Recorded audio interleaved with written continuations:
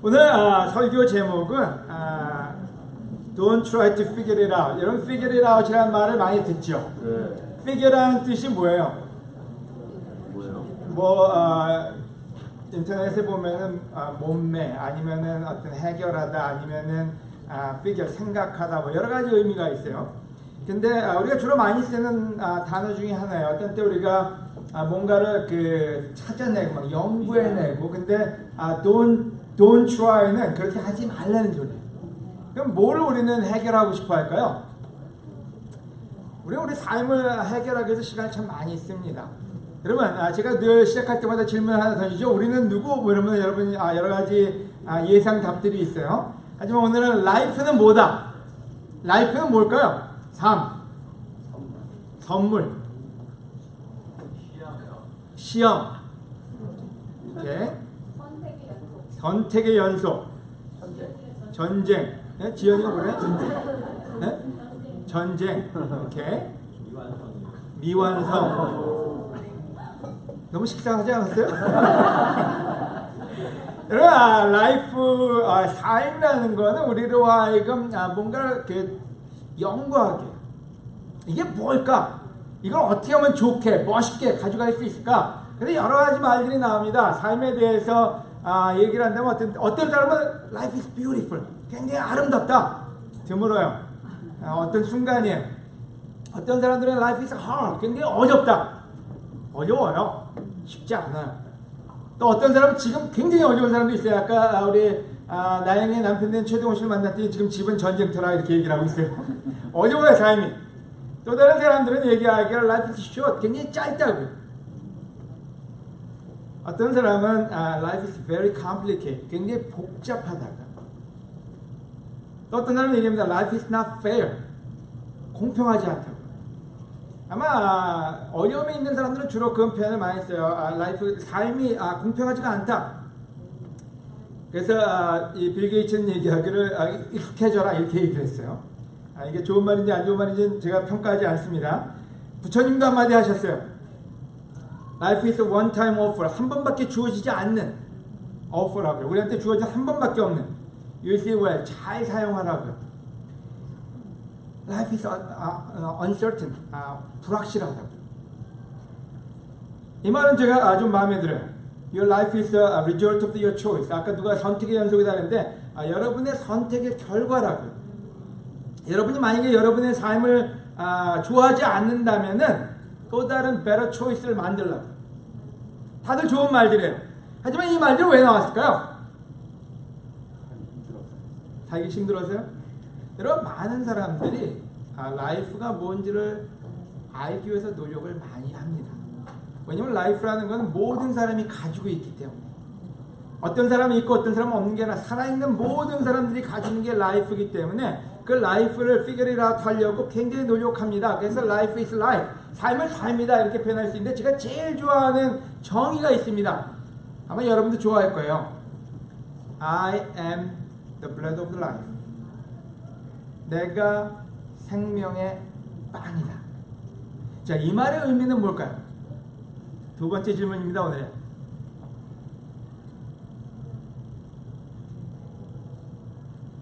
예수님이 생명의 근원이시다. 근원이시다. 제가 한번 던져봤어요, 우리 최미정 여사님께서. 또요. 이렇게 심각한 질문을 하니까 여러분 갑자기 조용해지십니까? 숙연해지시고. 말씀을 먹어야 산다. 말씀을 먹어야 산다. 여러분 제가 프로바이오틱을 먹습니다. 유산균이요. 여러분 드세요 혹시? 드시는 분 한번 흔들어 보실래요? 이거 젊은 사람들이 더 많이 들고 계시네요. 근데 프로바이오틱이 어떤 때 먹어도 효과가 없대요. 제가 어떤 비디오를 봤는데 물론 광고 비디오인데요. 프로바이오틱을 먹는 사람들에 대해서 얘기하는데 그게 먹어도 유산균이 들어가면은 3일 안에 다 죽어버린대요. 3일인가 이틀 안에. 그래서 그 유산균이 이펙티브하게 몸에서 움직이려면은 프리바이오틱을 먹어야 됩니다. 그러니까 프로바이오틱이 아니라 유산균이 아니라 유산균의 음식을 먹어줘야 된다는 거예요. 그러니까 유산균이 뭘 먹어줘야지 유산균이 계속해서 여러분의 장 안에서 살 수 있기 때문에 뭔가를 줘야 된다. 제가 왜 얘기를 나누냐면요, 여러분 우리의 삶은 살아있는 생명이거든요. 그 생명을 살리기 위해서는 그 생명의 음식을 공급을 해줘야 된다는 거예요. 만약에 그 음식이 들어가지 않는다면 여러분 배고프면 어떡하죠? 힘들어요. 그래서 life is hard. 굉장히 힘들다 얘기하는 게 뭔지는 음식이 공급되지 않는다면 삶이 힘들어질 수밖에 없다는 거예요. 어려워지고요. 또 복잡해져요. 그래서 오늘 특별히 이 시간 여러분이 생명의 빵의 의미가 뭔지를 깨달을 수 있는 그런 시간이 되면 좋겠다는 생각이 듭니다. 그래서 서론이었고요. 이제 본론 들어갑니다. 첫 번째 포인트는 우리 도윤이가 읽어볼까요? 뭐라고 써있어요 지금? I am child of God. 무슨 소리예요? 하나님은 하나님의 자녀가 되는 거예요. 여러분 하나님의 자녀다. 여러분 하나님의 자녀다. 지난주에도 얘기했었는데 여러분 하나님의 자녀다. 이게 무슨 뜻이에요? 하나님의 자녀다. 이게 어떤 의미를 가지고 있습니까? 저는 요즘 하나님의 자녀라는 말에 대해서 많이 생각을 해보게 되는 것 같아요.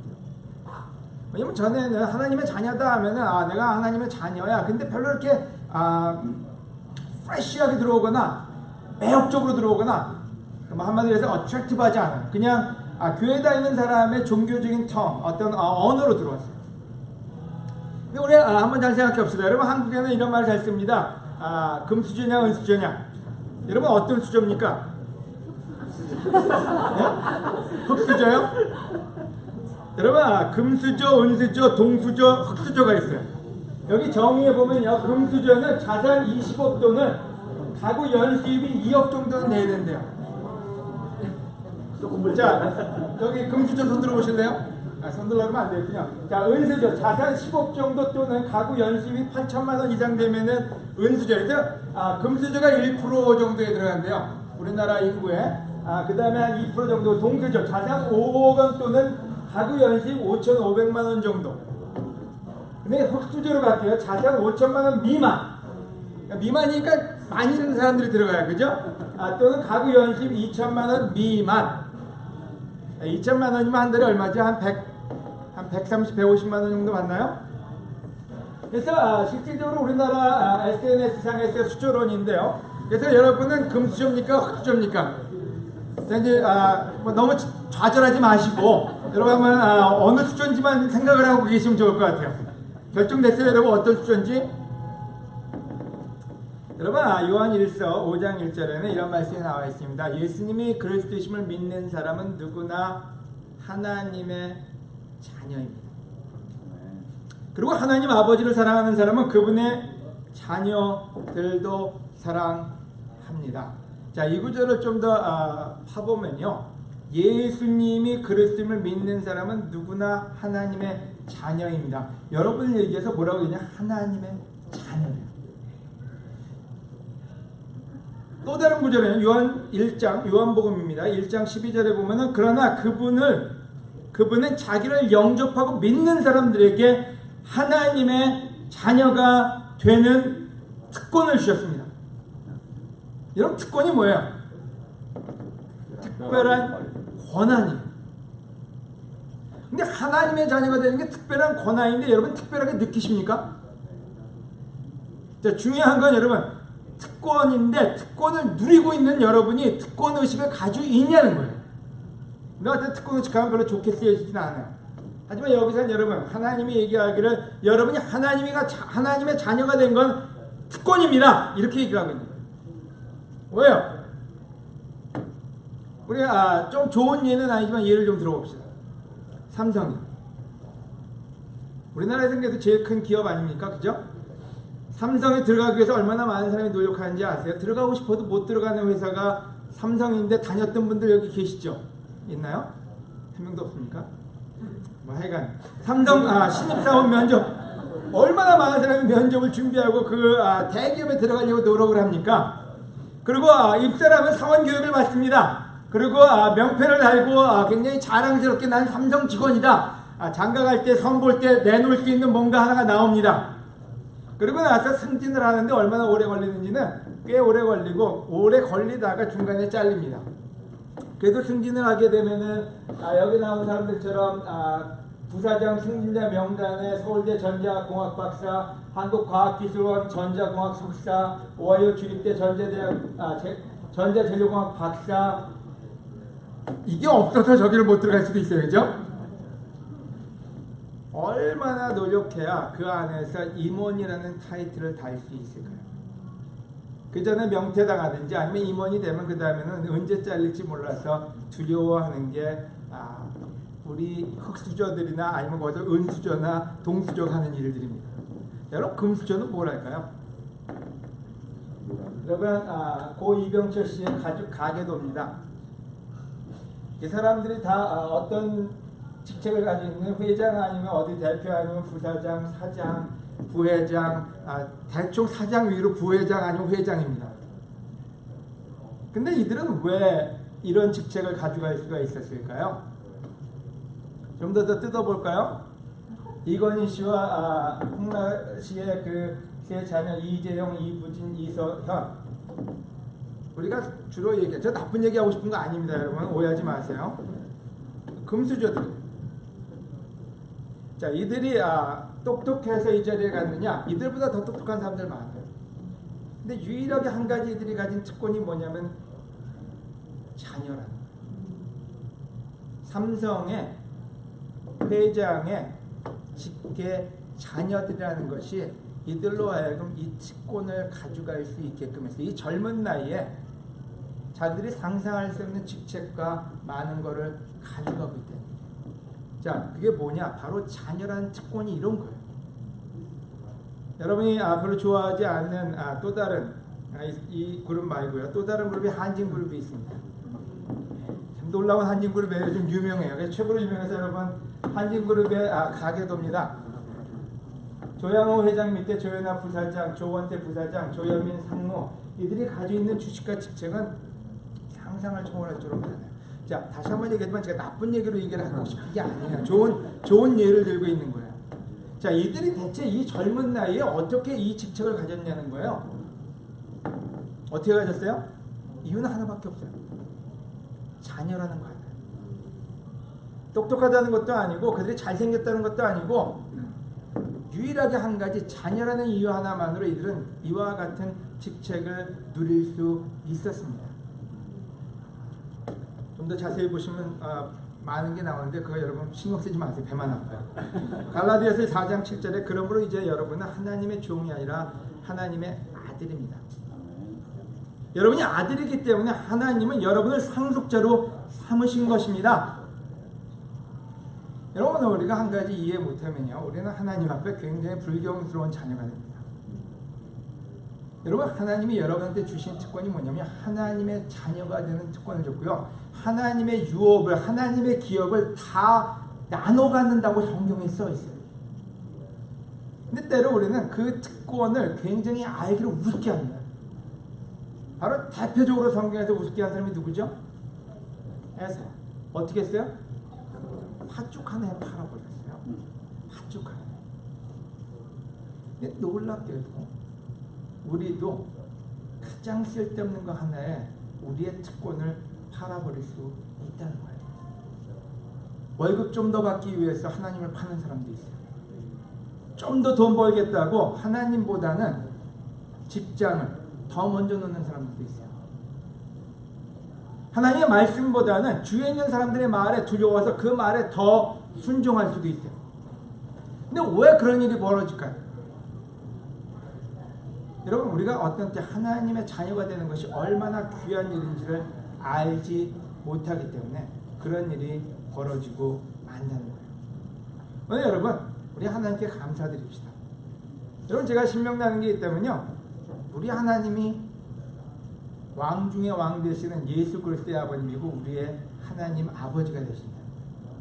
여러분 그분을 아버지로 모신 사람처럼 사는 것이 바로 우리가 하나님께 드릴 수 있는 가장 큰 선물이라는 생각이 들어요. 아멘? 아멘. 요한일서 5장 맨 마지막 구절에 여러분 뭐가 써있는지 아세요? 혹시 보지 않고 아는 사람 있습니까? 요한일서 제일 마지막, 책의 그 제일 마지막 절에 써있는 말 뭔지 아시는 분? 맞춰보세요. 맞추면 제가 상품 드릴게요. 예? 아멘. 요한일서는 아니에요. 네, 요한일서는 아니에요. 온갖 우상을 조심하십시오. 여러분 왜 요한일서의 맨 마지막 구절에 온갖 우상을 조심하라 그랬을까요? 여러분 우리가 하나님의 자녀되는 특권을 팔아버렸어요. 여러분 오늘 어떤 갈등에서 어떻게 하나님의 말씀을 타협하는지 모르지만 여러분 하나님의 자녀되는 특권을 버리는 사람이 되지 않기를 권해드립니다. 아멘. 두 번째 포인트는 Jesus is the Christ. 이 말도 너무 많이 들었어요. Jesus Christ. 어떤 때는 그냥 막 나와요. 사람들이 입에서요. 그러면 Jesus is the Christ라는 말은 뭘까요? 여러분 이 구절은 얘기를 하나님의 자녀는 예수님이 그리스도를 믿는 사람이다 이렇게 써있는데 요한일서 다시 한번 읽어볼게요. 예수님이 그리스도심을 믿는 사람은 누구나 하나님의 자녀입니다. 그리고 하나님 아버지를 사랑하는 사람은 그분의 자녀들도 사랑합니다. 자 여기서 좀 뜯어보면요. 예수 그리스도이심을 믿는 사람 누가 자녀라고요? 예수 그리스도 예수님이 그리스도이심을 믿는 사람은 누구나 자녀입니다. 아무나 자녀가 아니에요. 여러분 우리가 교회 왔다고 아무나 자녀도 아니고 예수님을 주님이라고 부른다고 해서 자녀가 되는 게 아니라 예수님이 그리스도심을 믿는 사람은 바로 믿는 사람이 자녀라고요. 자, 두 번째 질문은 뭔지 여러분 자녀입니까? 여러분 대답하셔야 돼요. 아니면 아니라고 얘기하십시오. 여러분 자녀입니까? 네. 왜요? 왜 자녀입니까? 그게 무슨 의미인데요? 그냥 예수님은 그리스도시다 이렇게 믿으면 돼요? 여러분 크라이스트라는 말은 크리스토라는 말에서 왔고요. 크리스토라는 말의 또 다른 어원주로 들어가면은 메시아라는 말이에요. 물론 메시아라는 말의 그릭 언어를 하나씩 따져보면은 물론 요거 하나하나가 단어예요. 근데 이 단어 하나하나의 의미가 있는데 궁극적으로 오늘 그 얘기는 다 안 들어가고 한 가지만 얘기하면은 메시아라는 말은 구세주라는 뜻이에요. 우리를 구원해줄, 우리를 죄에서 꺼내줄 바로 구세주라는 뜻이에요. 자, 다른 말로 우리 쉽게 표현하면요, 여러분의 어려운 인생에서 여러분을 좋은 인생으로, 힘든 인생에서 아름다운 인생으로 꺼내줄 분이 바로 예수 그리스도임을 믿느냐는. 하지만 믿지 않는다면 자녀가 아니래요. 요한은 바로 이것 때문에 글을 썼어요. 여러분이 예수님을 믿게끔 하기 위해서, 여러분이 죄에서 떠나서 아름다운 인생을 살게 하기 위해서요. 여러분이 예수님을 생명의 빵으로 알고 그 빵으로 여러분의 인생을 먹이게 하기 위해서. 그러면 믿는다는 말은 뭘까요? 자, 믿는다는 말의 정의를 한번 내려봅시다. 도윤이가 제일 만만하니까 도윤이한테 먼저 물어볼게요. 도윤이. 믿는다의 말의 정의요? 네. 생각하세요. 용이한테 물어볼게요. 네. 용이. 믿는다. 그 다음에 어디로 갈지 알죠? 예, 그렇게 될 거라고 믿는다. 계속 생각하세요. 박기정. 아직 일어나진 않았지만은 일어날 것이라고 생각합니다. 오케이. 동주. 확실히 그 대충 넘어가려고 하는 그 의도 확연해 보여요. 자, 우리 성민이. 뭐든지 할 수 있다. 경일이. 보이지 않는 것. 여러분 다 맞는 소리인데요. 다 맞는 소리인데 여러분 제일 중요한 골자를 빼먹었어요. 믿는다는 건 뭘 믿는지 예수 그리스도를 믿는 거고요. 예수 그리스도는 말씀 되시는 그리스도예요. 딴 말로 하면 말씀을 믿는다. 걱정되는 게 있어요. 말씀을 믿는 사람들이 말씀에 지키지 않으니까 문제가 돼요. 요한일서 2장 3절에서 4절입니다. 우리가 하나님의 계명을 지키면 이것으로 우리는 그분을 안다는 확신을 갖게 됩니다. 우리가 하나님의 계명을 지키면 이것으로 우리는 그분을 안다는 확신을 갖게 됩니다. 하나님을 안다고 하면서 그분의 계명을 지키지 않는 사람은 거짓말장이며 진리가 그 속에 있지 않습니다. 여러분, 저한테 어머니 있다면 저와 제 가족과 여기 있는 모든 사람들이 하나님의 나라에 가고 하나님의 자녀로서 이 땅에서 풍요롭게 사는 겁니다. 근데 말씀이 기준이 되어서 살고 있지 않은 사람들이 있을 때 참 마음이 힘듭니다. 자, 말씀이 기준이 된다는 게 뭘까요? 여러분, 우리가 이 세상은 굉장히 혼탁합니다. 말씀에도 많이 희석되어 있어요. 클리어하게 우리 한마디만 정의 내리면요, 여러분, 성경에는 물로 세례받고 회개하고 세례받을 때 구원을 얻는다고 했는데, 그냥 물뿌림을 주거나 그냥 대충 교회 와서 믿음으로 구원받는 사람을 우리는 어떤 때 인정하고 살 때가 있어요. 여러분, 성경에 빗나간 건 빗나간 거지 아무리 착한 것도 착한 게 아닙니다. 수없이 많은 목사들도 가르칩니다. 뭐라고요? 그냥 교회만 오라고, 그냥 믿기만 하라고요. 여러분, 성경에 그냥 믿기만 하라는 소리는 없습니다. 사도행전 2장 36절에 분명히 써있기를 너희가 회개하고 너희가 진정으로 예수 그리스도로 침례받고 그때 죄 용서함을 받고 우리가 하나님의 자녀가 됩니다. 우리가 어떤 때 내가 그냥 물에 뿌리는 세례를 받고 내가 옛날에 믿었기 때문에 구원을 받았다고 그냥 믿고 다른 사람한테 전하는 사람이 있다면 여러분 조심하셔야 돼요. 왜요? 성경에 있는 말씀을 우리가 어떻게 타협할 수 있습니까? 여러분, 하나님의 자녀들을 사랑하지 않으면 죄 짓는 거라 그랬는데 우리는 어떤 때 미움을 갖고도 하나님의 나라에서 그냥 우리는 구원을 이룬다고 생각을 합니다. 여러분, 성경에 벗어난 삶은 절대로 하나님을 기쁘게 할 수도 하나님의 자녀로 살 수도 없습니다. 왜냐하면 여러분이 진정으로 예수님을, 하나님을 아버지로, 예수님을 주님으로 모신다면 여러분, 말씀과 벗어나는 삶에서 여러분 회개하고 돌아오셔야만 합니다. 아멘? 여러분, 세례가 여러분을 구원시키는 것도 아니고요. 여러분이 교회에 나온다고 구원받는 게 아니라 말씀을 지켜나가는 거예요. 세례는, 침례는 말씀을 지켜나가는 과정일 뿐입니다. 세례가, 침례가 우리를 구원해 주는 게 아니라 바로 그걸 포함한 말씀을 순종하고 따라 살 때 거기에 구원과 하나님의 약속이 있는 것입니다. 그래서 다시 한번 여기 있는 모든 우리 사랑하는 형제자매들에게 권해드립니다. 여러분, 여러분의 감정이 말씀을 더 넘어서게끔 하지 마시기를 권해드립니다. 서로에게 권해줘야 돼요. 여러분, 우리 모두가 하나님 나라 가기 위해서 우리 서로가 어느 순간에도 말씀 앞에 우리의 감정이나 우리의 생각이나 대중심리가 우리를 컨트롤하지 않게 해야만 합니다. 아멘? 요한복음 5장 2절에서 3절 우리 도윤이 한번 읽어줄까요? 우리가 하나님을 사랑하고 그분의 계명을 지킬 때 이것으로 우리는 하나님의 자녀들을 사랑하고 있다는 것을 알게 됩니다. 하나님을 사랑하는 것은 곧 그분의 계명을 지키는 것입니다. 그분의 계명이 부담스러운 것은 아닙니다. 우리가 하나님을 사랑하고 그분의 계명을 지킬 때 이것으로 우리는 하나님의 자녀들을 사랑하고 있다는 것을 알게 됩니다. 우리는 어떤 때 사랑을 많이 해요. 네? 요한복음 5장 1절을 안 적었다고요? 예, 요한 1서입니다. 죄송합니다. 요한 1서 5장 2절에 3절입니다. 아주 놀라운 제 사랑하는 아내가 정확하게 찍어주셨습니다.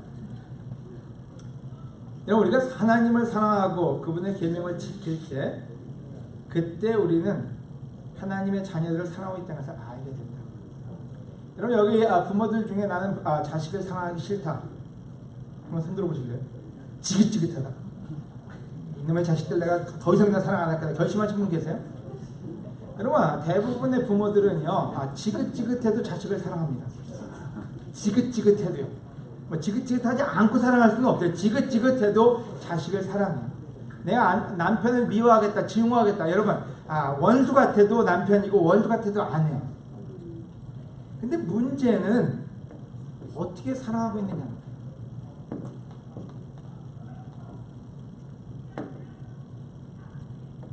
그분의 계명을 지키는 걸로 사랑하는지 아니면 여러분의 감정을 사랑하는지. 여러분, 저는 한 가지 믿는 게 있어요. 사람을 믿지 않습니다. 제 아내도 믿지 않습니다. 사랑합니다. 저도 믿지 않습니다. 하나님의 말씀만이 저와 제 아내를 하나로 묶을 수 있다고 믿지, 제 아내의 성격이 제 성격이 우리를 하나로 묶을 수 있다고 믿지 않습니다. 저 옛날에 그 꿈을 깼어요. 결혼하기 전에부터 깼어요. 그 꿈은요. 여러분 우리가 그래요. 여러분 싱글 여러분 제가 제발 부탁드릴게요. 절대로 믿지 마세요. 멀쩡해 보이는 사람도 믿지 마세요. 준이 멀쩡해 보이죠? 믿지 마세요. 용주이도 멀쩡해 보이죠? 폴 다 멀쩡해 보이는데 믿지 마세요. 자매들. 예, 부탁드릴게요. 자매들 멀쩡해 보이죠? 이뻐 보이고 천사 같죠? 믿지 마세요. 농담이 아니에요. 여기 결혼한 사람한테 물어보세요. 다 속아서 결혼했어요. 다 믿고 결혼했는데 나중에는 다 믿을 사람 하나도 없어요. 그럼 누굴 믿? 크라이스트 외에는 없어요. 아멘. 근데 예수님의 말씀을 지키지 않는 사람과 결혼한다는 것만큼 위험한 일은 없습니다. 여러분한테 빵 사주고 데이트해주고 돈 대주고 오만 가지를 다 해줘도 믿지 마세요. 여러분 그때뿐이에요. 누군가가 말씀을 지키지 않고 있다면 절대로 여러분의 결혼 상대로는 여러분 아직 결혼 안 하셨으니까요. 제가 얘기하는 거예요. 속은 사람은 어쩔 수 없고 그냥 그 안에 사세요. 결혼 안 하셨으니까요. 하나님 앞에 신실한 사람이 아니면 절대로 여러분을 맡기지 마시기를 제가 부모된 마음으로 부탁드립니다. 아멘? 지금의 여러분의 생각은 여러분 완전하지 않습니다.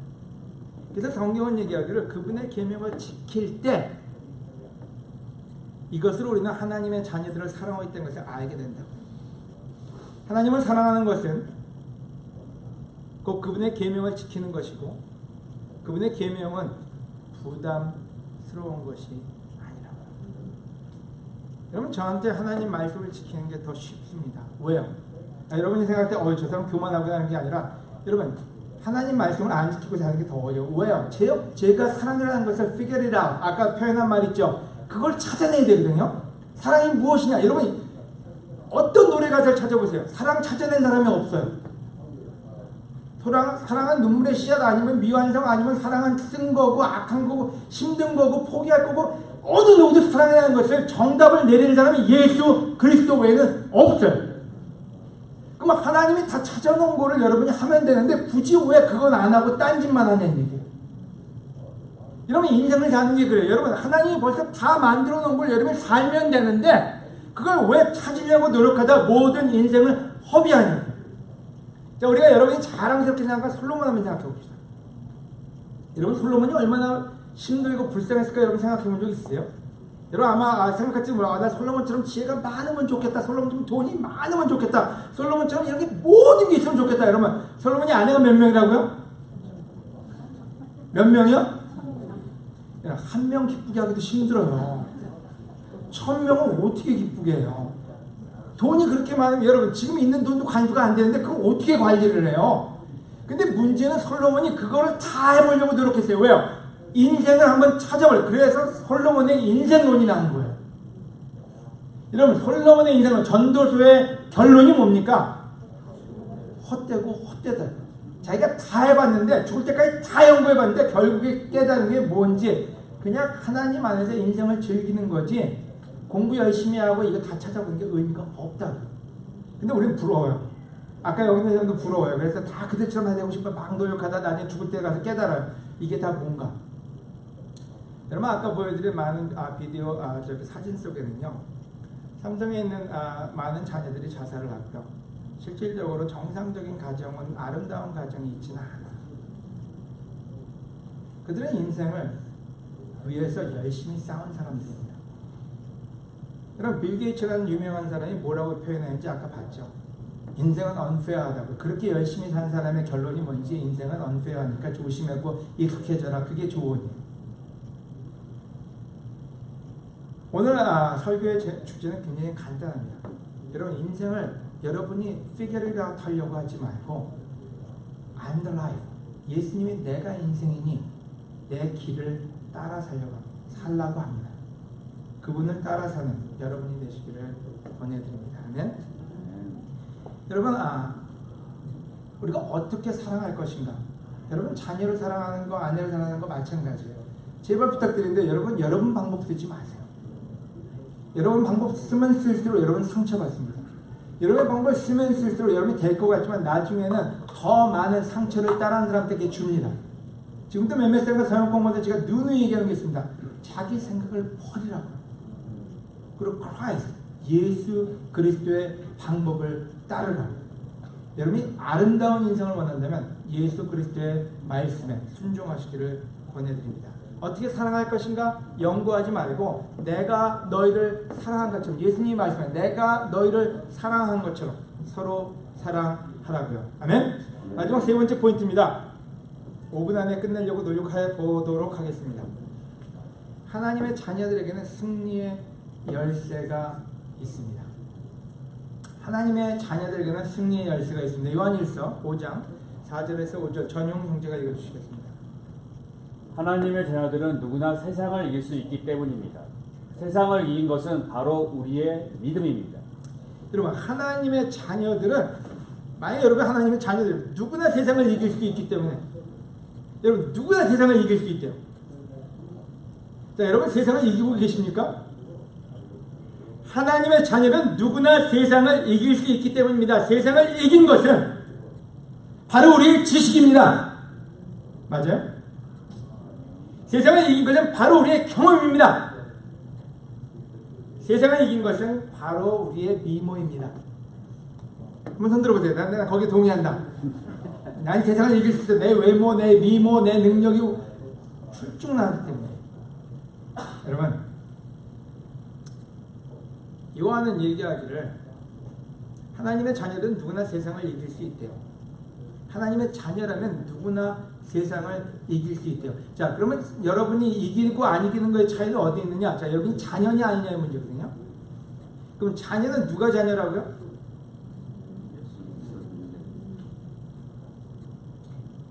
예수님이 하나님의 아들이심을 믿는 사람이 하나님의 자녀라고 해요. 예수님이 하나님의 아들이심을 믿는 사람이 하나님의 자녀고요. 믿는 사람이 아니면 누가 세상을 이기겠습니까? 자, 세상을 이긴 것은 우리의 믿음입니다. 여러분, 이 말 굉장히 중요합니다. 여러분, 승리는 여러분 지식에 달려있죠. 우리가 어떤 때 세상에 너무 훈련을 받아가지고요, 내 지식이 얼마나 놀라우냐, 내가 그래서 지식을 쌓기 위해서 노력합니다. 하지만 그 지식이 우리에게 승리를 주지 않는다고 합니다. 여러분 경험에도 달려있잖아요. 여러분 어떤 때 판단합니다. 모든 상황을 내 경험에 의해서 판단해요. 근데 여러분의 판단이 틀릴 수 있어요. 왜요? 여러분의 경험은 예수님에 대한 믿음을 앞설 수 없기 때문이에요. 여러분, 왜 우리가 기도합니까? 여러분, 기도는 여러분의 느낌과 판단에 의해서 하면은 되지 않습니다. 여러분, 세상을 이길 수 있는 것은 믿음입니다. 예수 그리스도의 믿음과 내가 예수님의 말씀을 따라 살면 하나님이 승리하신다는 믿음입니다. 오늘 특별히 이 자리에 온 우리 대학생들, 또 ICMC 갔다 온 대학생들이나 여러분 모두에게 드리는 이 메시지가 있습니다. 대한민국에 가면 우리 대한민국의 캠퍼스를 변화시켜야 됩니다. 또 여기 있는 캠퍼스도, 여기 있는 한국 사람도, 여기 있는 많은 사람들에게 믿음을 전해야 됩니다. 여러분 능력으로 되지 않습니다.